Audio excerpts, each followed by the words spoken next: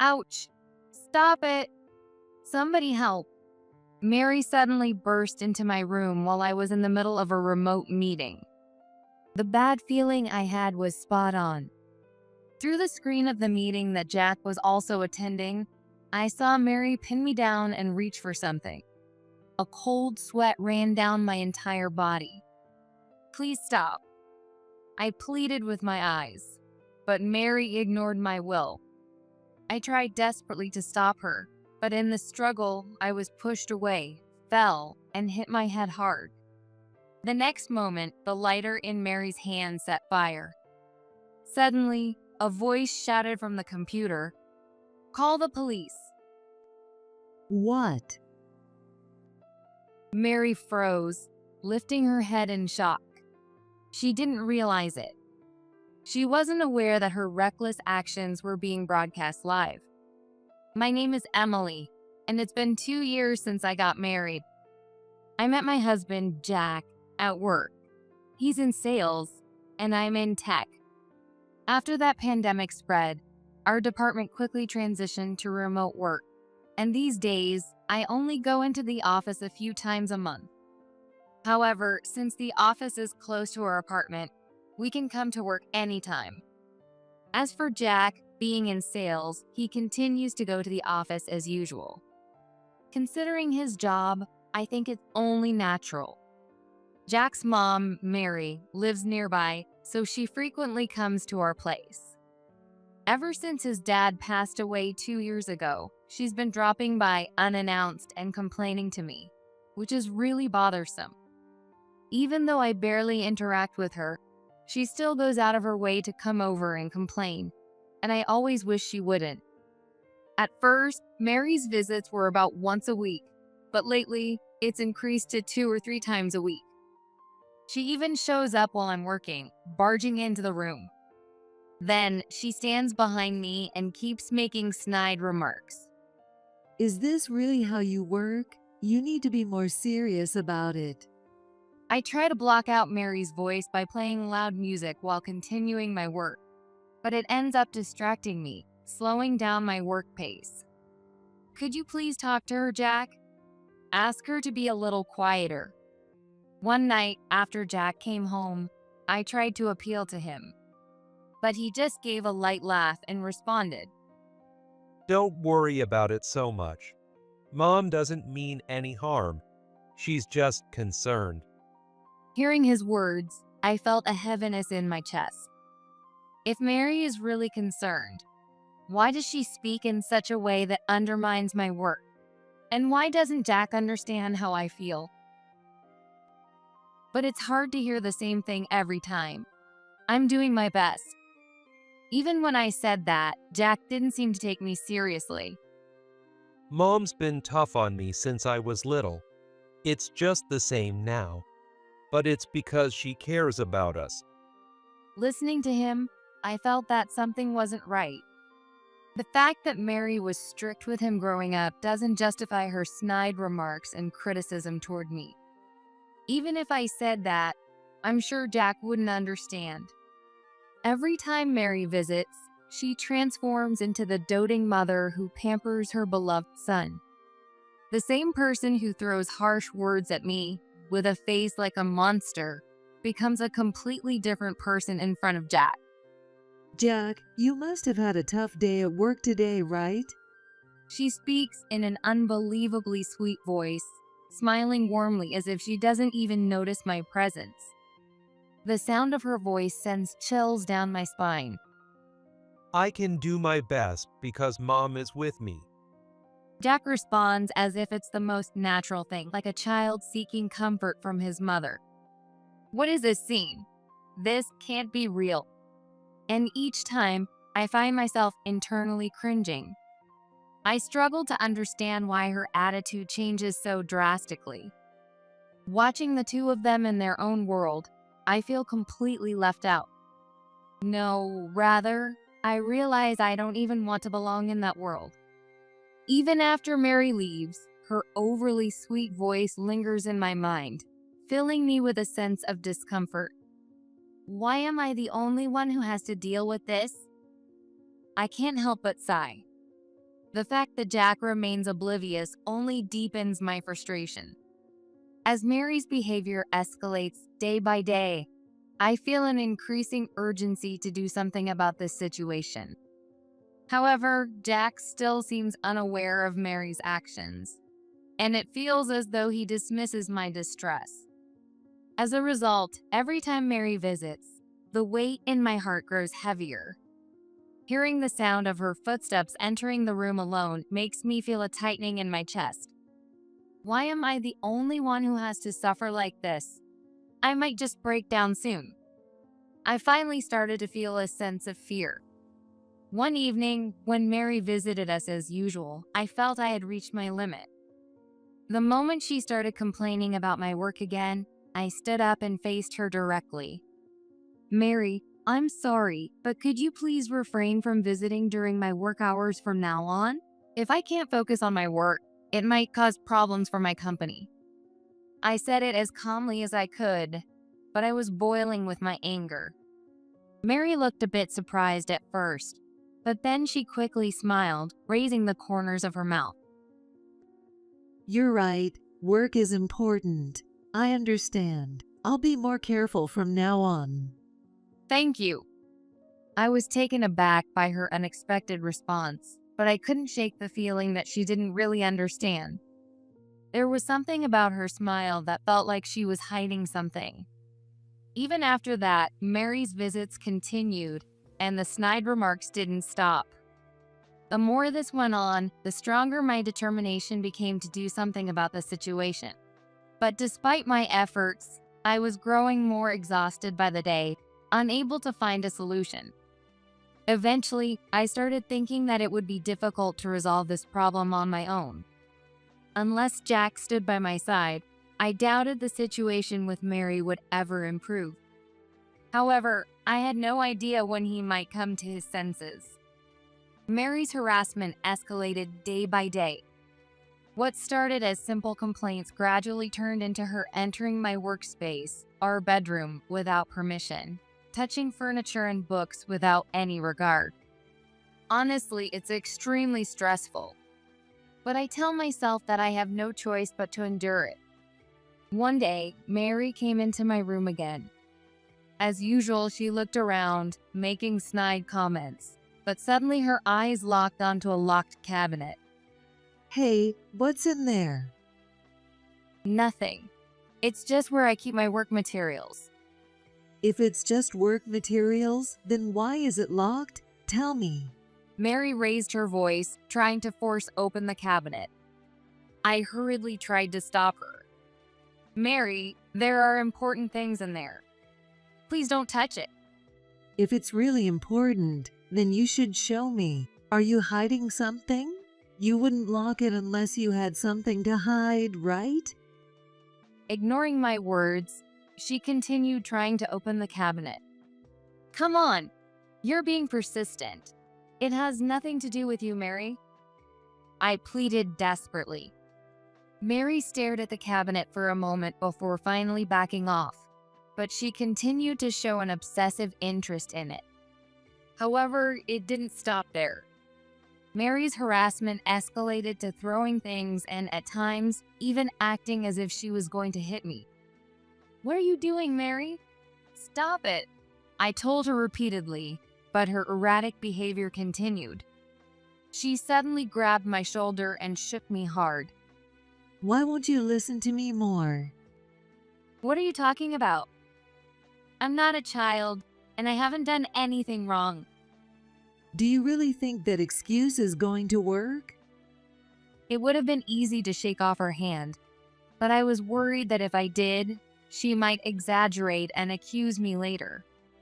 Feeling trapped, I found myself getting closer and closer to my breaking point. The worst happened one day. I was attending a remote meeting as usual, with Jack also joining from the other side of the screen. Suddenly, Mary entered my room. Feeling a sense of dread, I glanced at her, but she headed straight for the cabinet. "This can't be happening. Mary, stop." I desperately pleaded with my eyes, but there was no way she would understand. Something was off with her that day. there was a madness in her eyes. Something is wrong. Jack, help me. I shouted towards Jack. At that moment, Jack, sensing the urgency in my voice, spoke with a tense tone. Hey, are you okay? What's going on? Jack, Mary is.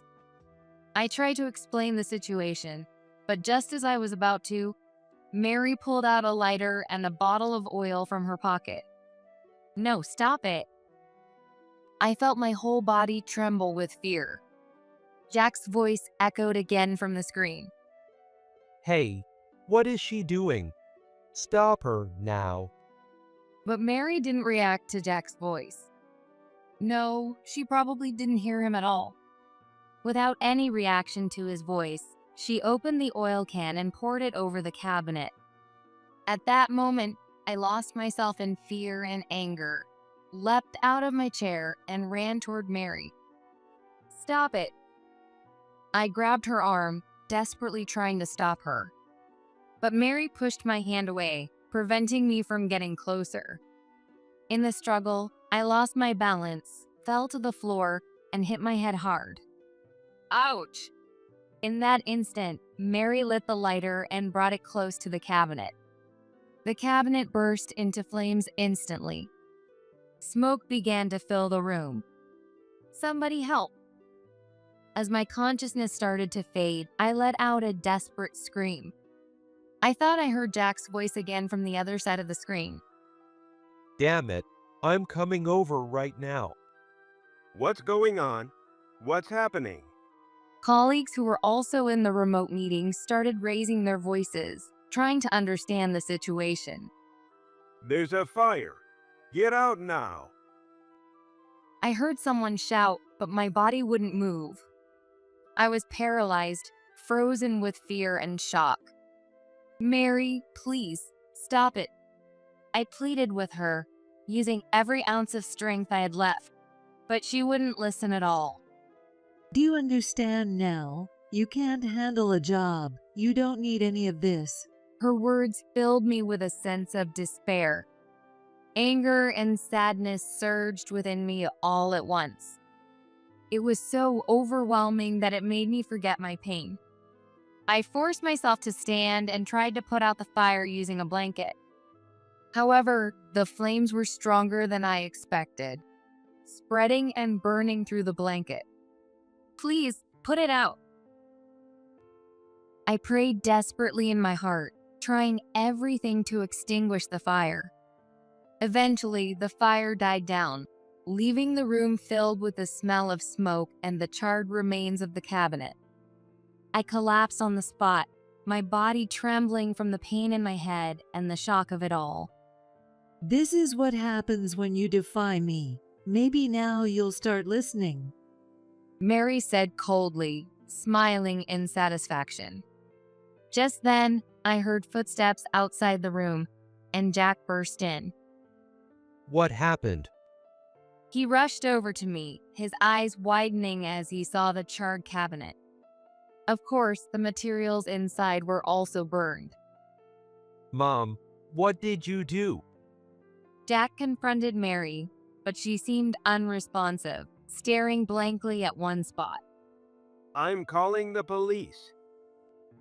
But at that moment, a loud voice boomed from the computer speakers. What? Mary snapped out of her trance, looking around in confusion.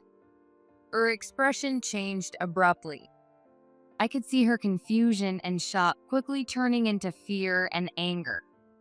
She stood frozen for a few seconds, but then she regained her usual defiant attitude. What the hell? How did it come to this? Mary shouted in a trembling voice.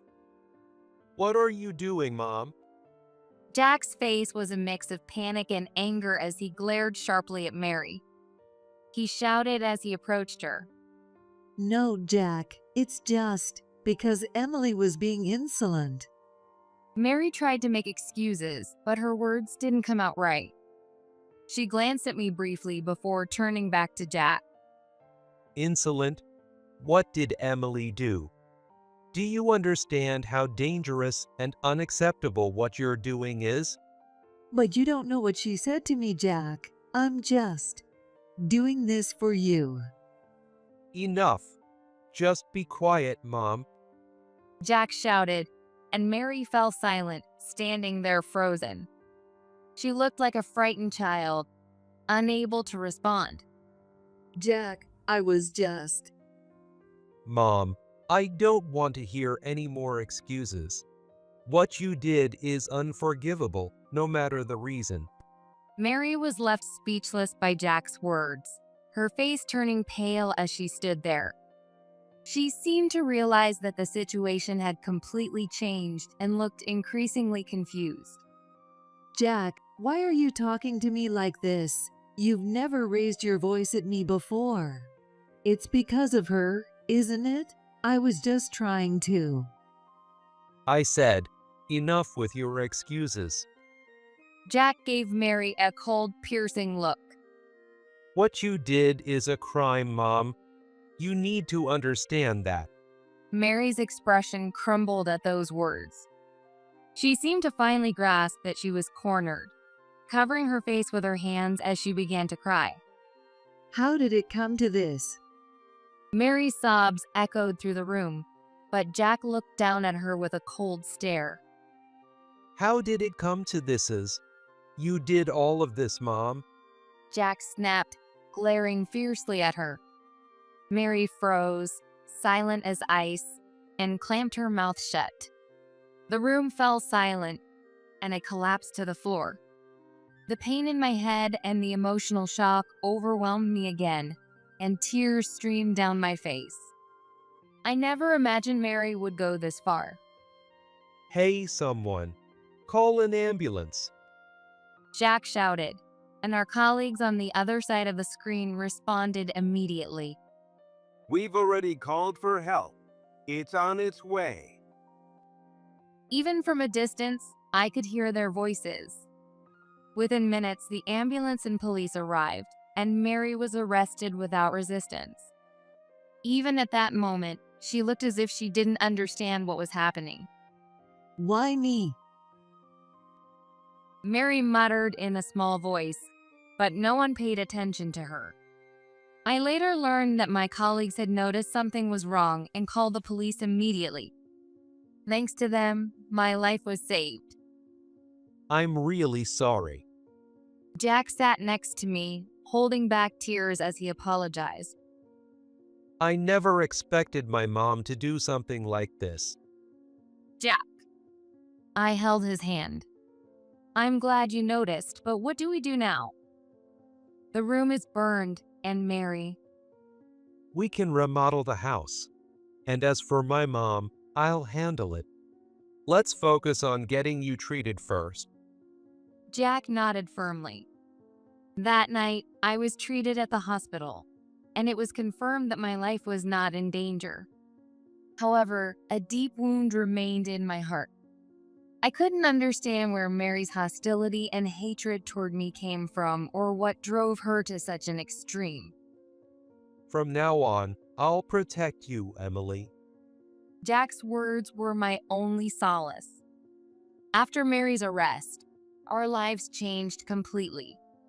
The police conducted an investigation at the scene, examining the charred cabinet and the room in detail before asking us to accompany them to the station. There, we were questioned separately, and I had to recount in detail the harassment Mary had subjected me to. How did you feel when Mary set the fire with the lighter? The detective's question left me momentarily speechless. I felt fear and despair. I couldn't understand why she hated me so much. Tears flowed naturally. As the questioning continued, the terror of the moment Mary started the fire kept resurfacing in my mind. Meanwhile, Jack was also being questioned. He was also in shock over his mom's behavior and explained everything to the police with a resolute attitude. I never thought my mom was capable of this. I should have noticed Emily's suffering sooner. He said with a weary expression. For a while after that, we lived in relative peace. However, that peace was short-lived. I learned from a call from Jack that Mary had been released. It had only been a few months since the fire. I received the news of her release on a calm afternoon. That afternoon, I was just brewing a cup of coffee, planning to take a short break between work. But a sudden phone call shattered the calm. She's being released. What? Already? As soon as I hung up the phone with Jack, my anxiety that had been lurking in my chest suddenly surged. I had never considered the possibility of Mary getting out of prison. No, I didn't want to think about it exactly. I truly believed I'd never have to see Mary again. My voice was so calm that I was surprised. But the emotions behind those words were much heavier than I had anticipated. When Jack returned home later, I could see the same worry mirrored in his eyes. After everything she did, she's already being released. Jack, sitting next to me, let out a heavy sigh and stared silently at the ceiling for a while. We hadn't truly believed that the fear from that incident was entirely over, but we thought Mary would stay in prison for a while longer. We never imagined she'd come back so soon. I felt the slight relief that had started to grow and my heart crumble in an instant. She must have faced some sort of punishment. I'd like to think she's reflected on what she did. I muttered softly, watching Jack's reaction. He closed his eyes for a moment, deep in thought, then opened them and slowly shook his head at me. I don't know. Knowing my mom, she might not change so easily. His words carried a deep disappointment towards his mom and a sense of responsibility for involving me in all this. All I could do was nod quietly. The harsh reality we had to face stood before us once again. A few days later, we heard a rumor that was hard to believe. We heard from the neighbors that Mary was talking as if she were the victim. Because of Emily, I was framed. I didn't do anything wrong. When I heard those words, I felt more disbelief and disappointment than anger. Not only did she show no remorse for the incident, but she was also trying to justify herself and paint me as the villain. I can't believe it. She's still saying things like that. Mary had committed the serious crime of arson. That was an undeniable fact. Yet, she refused to admit it and was trying to spread lies to those around her. I was completely exasperated by it.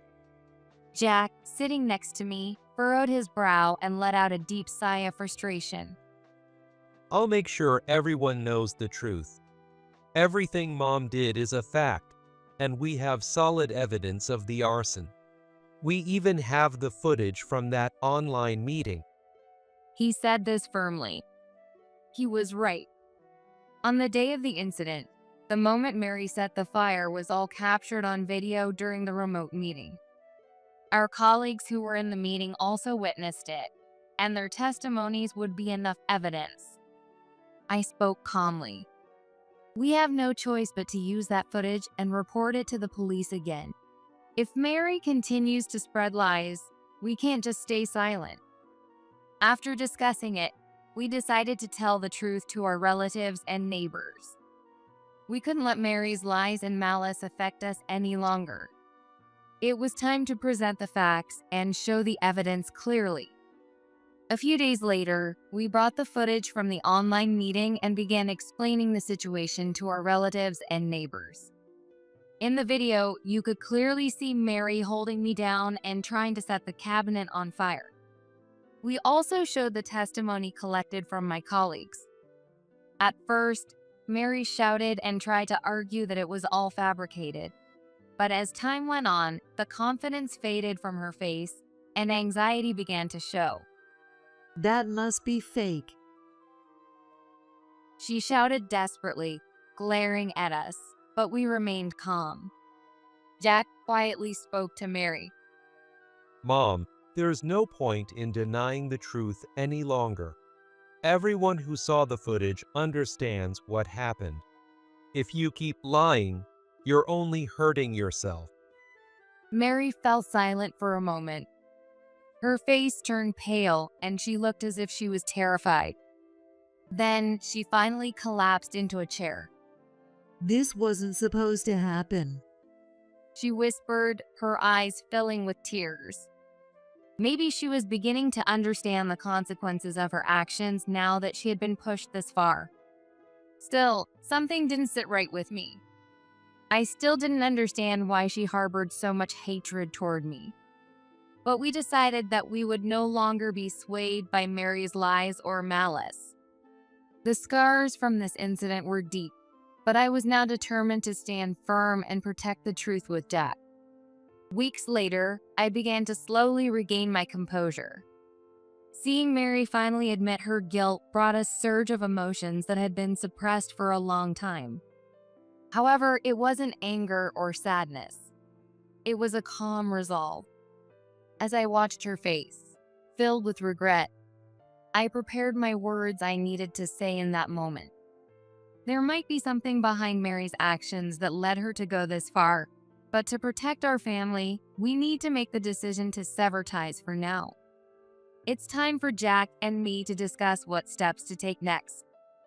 One night, I called Jack into the living room to discuss what we should do from here on.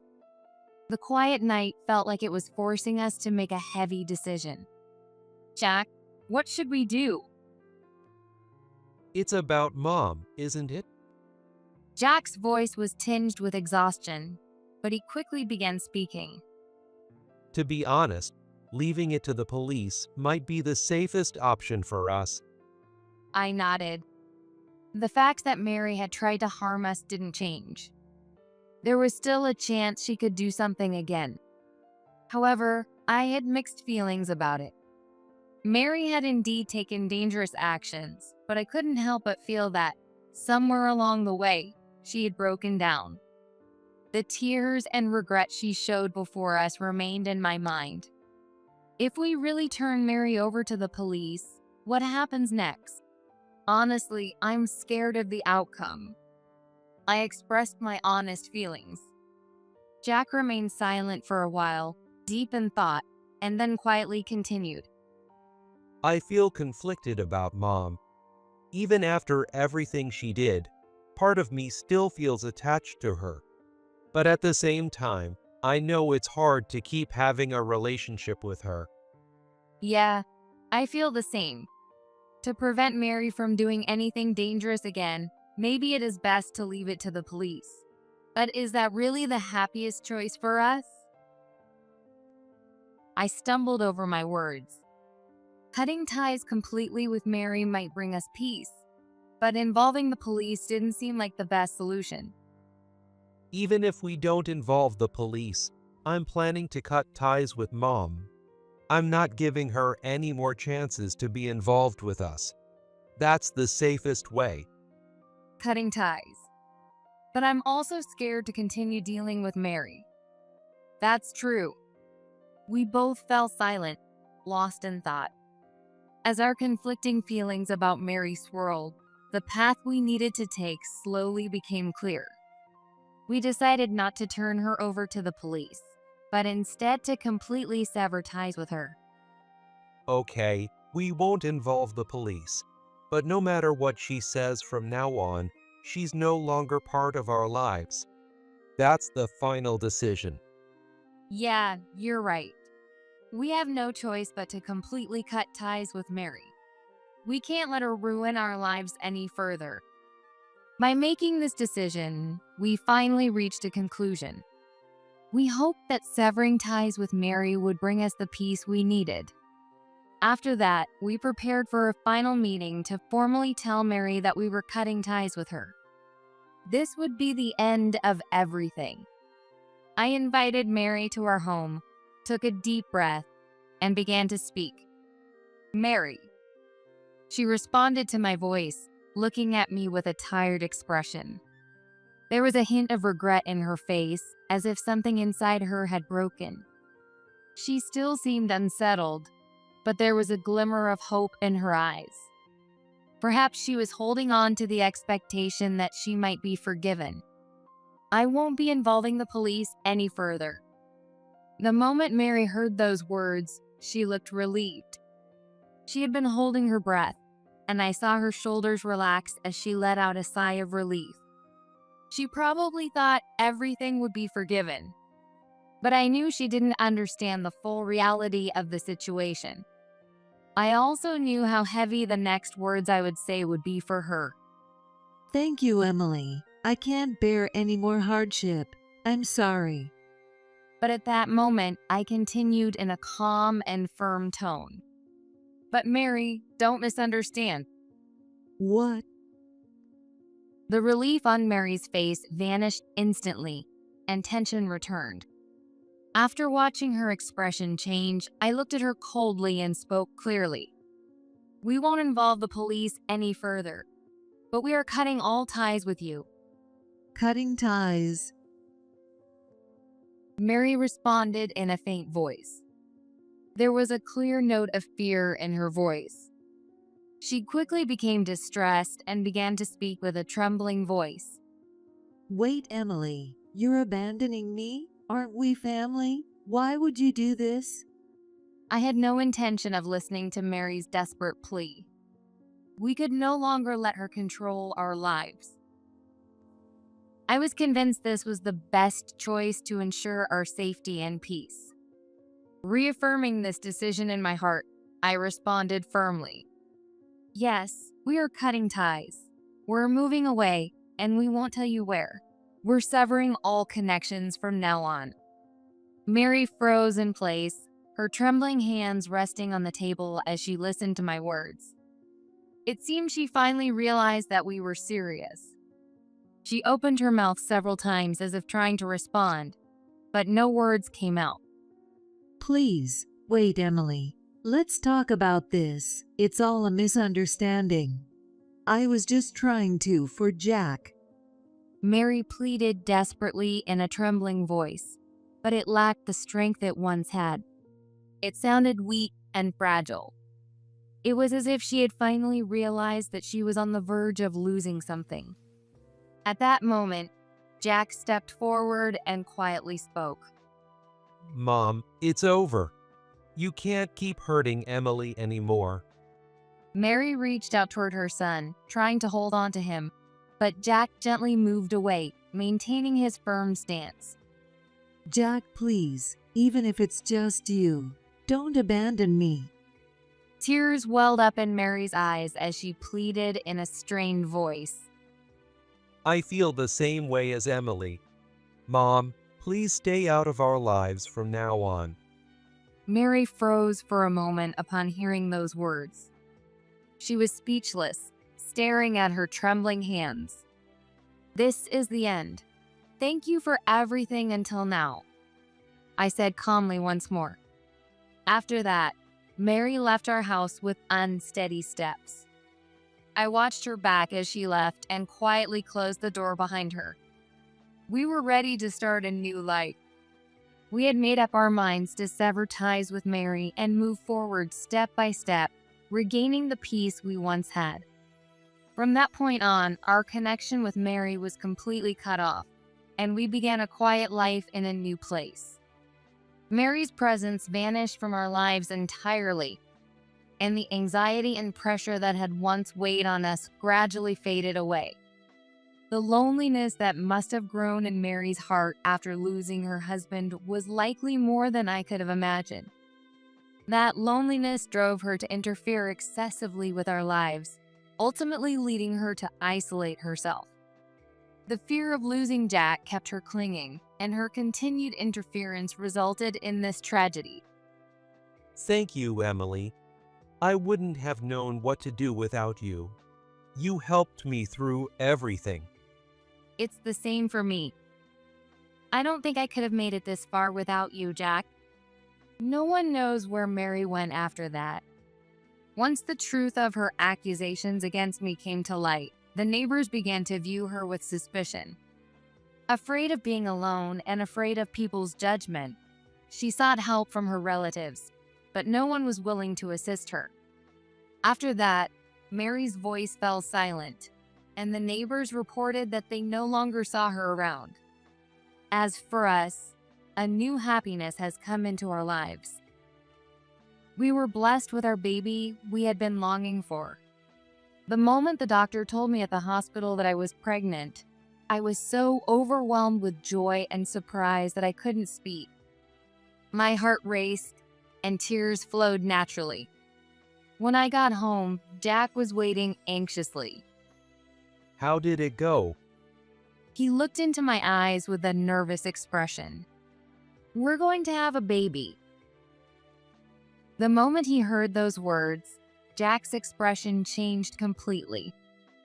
He widened his eyes in surprise and joy and hugged me tightly. Really? Emily, thank you so much. We shared our joy right there. This new life coming into our world is the greatest blessing for us, having overcome the difficult events of the past. Together, we will continue to walk forward for our family, building a happy future.